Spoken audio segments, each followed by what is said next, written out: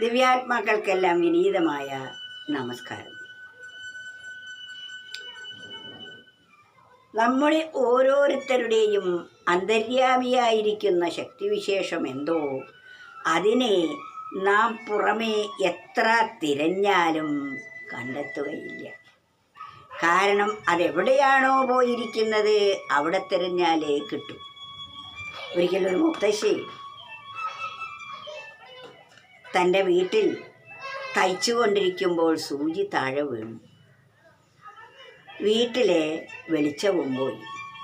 അപ്പോൾ തൻ്റെ തെരുവിൽ തൊട്ടടുത്ത റോഡിൽ ഒരു ഇലക്ട്രിക് പോസ്റ്റുണ്ട്. അതിൻ്റെ താഴെ നല്ല വെളിച്ചമുണ്ട്. മുത്തശ്ശി പാവം തൻ്റെ സൂചി ആ ലൈറ്റിൻ്റെ താഴെ തിരഞ്ഞു നോക്കുകയാണ്. ഈ തിരയുന്നത് കണ്ടപ്പോൾ ചില ചെറുപ്പക്കാരെല്ലാം വന്നു. എന്താ മുത്തശ്ശി തിരയുന്നത്?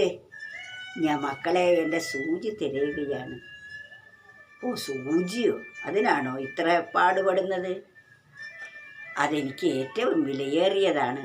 സൂചി ചെറുതാണെങ്കിലും അതിൻ്റെ ഉപയോഗം വലുതാണ്. അല്ല, എവിടെയാണ് മുത്തശ്ശി ഇത് പോയത്? സൂചി പോയത് എൻ്റെ വീട്ടിനകത്ത് കോലായിൽ ഞാൻ തയ്ച്ചു കൊണ്ടിരിക്കുമ്പോഴാണ്. അവിടെ പോയതെങ്ങനെ ഇവിടെ തിരഞ്ഞാൽ കിട്ടുക? അവിടെ വെളിച്ചമില്ലല്ലോ, ഇവിടെയല്ലേ വെളിച്ചം, അതുകൊണ്ടാണ് ഞാൻ ഇവിടെ വന്ന് തിരഞ്ഞത് എന്ന് മഹാബുദ്ധിമതിയെപ്പോലെയാണ് മുത്തശ്ശി സംസാരിക്കുന്നത്.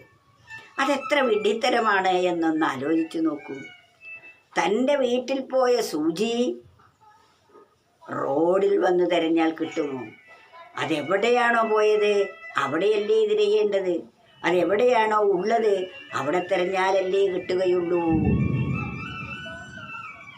ആ മുത്തശ്ശിയെ പോലെയാണ് ഇന്നത്തെ മനുഷ്യർ.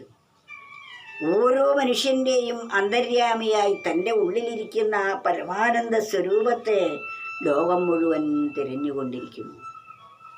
മരണം വരെ തിരഞ്ഞാലും അതൊട്ട് കണ്ടെത്തുകയുമില്ല.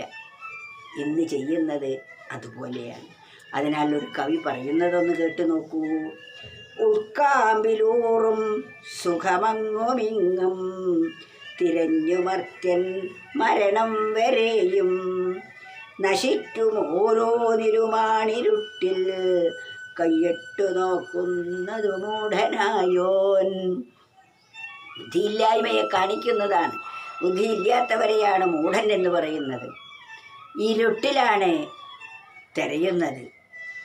നശിക്കും ഓരോന്നിലുമാണിരുട്ടിൽ. നശിക്കുന്ന വസ്തുക്കളിൽ നിന്നാണ് ഈ നശിക്കാത്ത സുഖം അന്വേഷിക്കുന്നത്. അത് ഇരുട്ടിലാണ് തിരഞ്ഞുകൊണ്ടിരിക്കുന്നത്. പിന്നീടോ ഇരുട്ടിൽ എത്ര കൈയിട്ട് നോക്കിയാലും അത് കണ്ടെത്താൻ സാധിക്കുകയില്ല. അജ്ഞാനത്താൽ അതിനെ കണ്ടെത്താൻ സാധിക്കില്ല. ആത്മജ്ഞാനം കൊണ്ട് മാത്രമേ അതറിയാൻ സാധിക്കൂ. അതെവിടെയാണ്? അത് ഉൾക്കാമ്പിലൂറും, തൻ്റെ മനസ്സിൻ്റെ സ്വസ്ഥതയിൽ ഊറിക്കൊണ്ടിരിക്കുന്ന തന്നിൽ നിന്നാണ് ആ സുഖം വരുന്നത്. അതറിയാതെ ആ സുഖത്തെ തേടി ലോകം മുഴുവൻ അലയുന്നു. എത്ര അലഞ്ഞാലും അത് തനിക്ക് ലഭിക്കുകയില്ല. കസ്തൂരിമാൻ തൻ്റെ നാഭിയിലിരിക്കുന്ന സുഗന്ധത്തെ പുല്ലിലും കല്ലിലും മണ്ണിലും ചെടിയിലുമെല്ലാം തിരയുന്നത് പോലെയാണ് ബുദ്ധിമാൻ എന്നഭിമാനിക്കുന്ന മനുഷ്യൻ ചെയ്യുന്നത്. മൃഗങ്ങൾ ചെയ്യുന്നത് അവർക്ക് വിവേചനമോ വേണ്ടത്ര ബുദ്ധിയോ ഇല്ല എന്ന് പറയാം. എന്നാൽ മനുഷ്യനാകട്ടെ ഇതെല്ലാം ഉണ്ടായിട്ടും മൃഗങ്ങളെക്കാൾ കഷ്ടതരമായിട്ടാണ് ജീവിക്കുന്നത്. ഉൾക്കാമ്പിലൂറും സുഖമങ്ങുമിങ്ങും തിരഞ്ഞുമർത്യൻ മരണം വരെയും നശിക്കും ഓരോ നിരുമാണിരുട്ടിൽ കൈയിട്ടു നോക്കുന്നതു മൂഢനായോൻ.